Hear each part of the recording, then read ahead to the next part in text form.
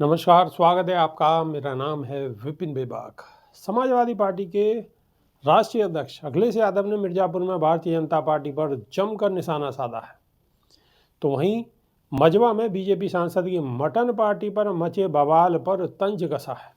सपा अध्यक्ष ने कहा है कि वैसे तो हमने कई तरह के युद्ध देखे हैं, लेकिन यहाँ पर तो मटन युद्ध ही हो गया। उन्होंने कहा है कि इनके बीच जो खींचतान मची है वो आपको भी देखने को मिल गई।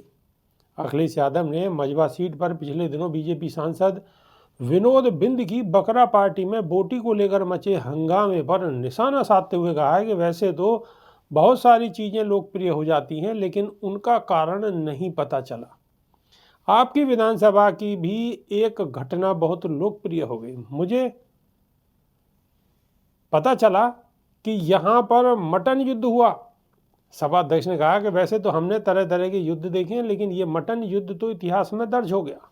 ये मटन युद्ध हुआ है, ये खींचतान मची है, ये तो आपको देखने को मिल गई होगी। दिल्ली और यूपी के इंजन तो पहले से ही एक दूसरे से टक्कर मार रहे थे। यही नहीं, अब तो इनके नारे भी टक्कर मार रहे हैं। हमारे जो मुख्यमंत्री हैं वो समाजवादी से डरे हुए हैं। ऐसा नहीं होता तो एक संत की भाषा ऐसी नहीं होती। बीजेपी पर हमला बोलते हुए अखिलेश यादव ने कहा कि जब उन्हें पता लग गया कि जनता उनका साथ नहीं दे रही है तो उन्होंने अधिकारियों और कर्मचारियों को आगे कर दिया। लेकिन अधिकारियों को भी पता है कि भारतीय जनता पार्टी अब बचने वाली नहीं है। उन्होंने कहा कि एनडीए वाले लोग नकारात्मक हैं, इनकी शुरुआत ही एन से होती है, यानी नेगेटिव है। ये केवल आपके और हमारे लिए नकारात्मक नहीं, बल्कि दलित और पिछड़े, आदिवासी और अल्पसंख्यक सभी के लिए नेगेटिव है। आपको बता दें, पिछले दिनों भदोही से बीजेपी सांसद विनोद बिंद ने मजवा सीट पर बकरे की दावत की थी, जिसमें बोटी नहीं परोसने पर बवाल मच गया था।